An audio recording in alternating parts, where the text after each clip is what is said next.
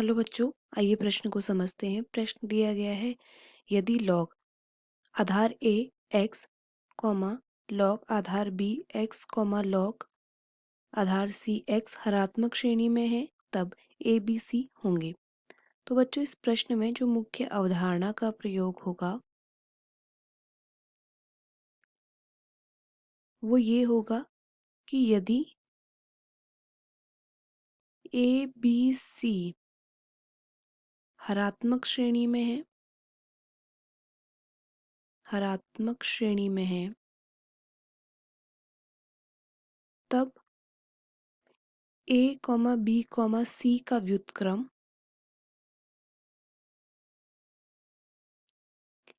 ABC का व्युत्क्रम समांतर श्रेणी में होगा।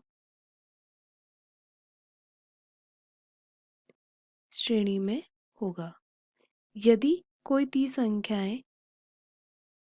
तीन संख्याएं हरात्मक श्रेणी में है तो उनका व्युत्क्रम समांतर श्रेणी में होगा। तो यहाँ पे ABC का व्युत्क्रम हो जाएगा 1/A, 1/B, 1/C, ये हो जाएंगे समांतर श्रेणी में। तो बच्चों, इस प्रश्न में हमें दिया गया है लॉग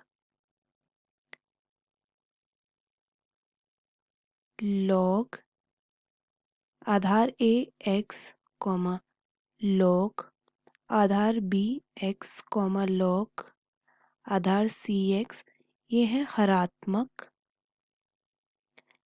श्रेणी में। तो इनका व्युत्क्रम हो जाएगा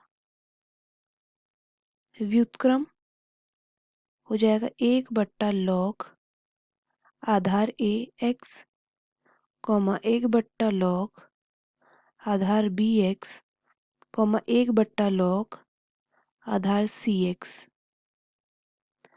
बच्चों, हमें ये पता है कि लॉग आधार AB को हम लिख सकते हैं 1/लॉग आधार BA।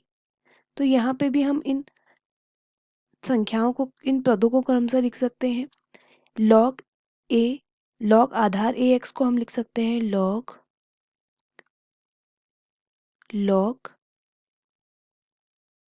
आधार XA, लॉग आधार XB, लॉग आधार XC। अब ये तीनों संख्याएं होंगी समांतर श्रेणी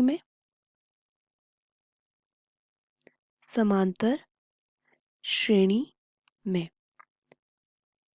यदि ये समांतर श्रेणी में है तब क्या हो जाएगा, 2 लॉग आधार XB बराबर हो जाएगा लॉग आधार XA धन लॉग आधार XC। अब बच्चों, हमें ये पता है कि लॉग m की घात n को हम लिख सकते हैं n लॉग m।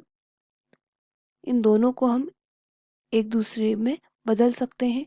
तो यहाँ पे 2 लॉग आधार XB हो जाएगा लॉग आधार XB की घात 2 बराबर। और हमें ये भी पता है लॉग m धन लॉग n को हम लिख सकते हैं लॉग m गुणा n। तो यहाँ पे लॉग आधार XA धन लॉग आधार XC को हम लिख सकते हैं लॉग आधार XA गुणा C। तो अब एंटी लॉग लेने पर, लॉग आधार x लेने पर दोनों ओर लेंगे तो हो जाएगा b की घात 2 बराबर AC। और ये प्रतिबंध होता है गुणोत्तर श्रेणी का। तो इसका मतलब A, B, C गुणोत्तर श्रेणी में है। अगर हम विकल्प देखें तो विकल्प C हमारा उत्तर होगा। तो इसलिए विकल्प C उत्तर होगा। आशा करते हैं आपको प्रश्न समझ आया होगा। धन्यवाद।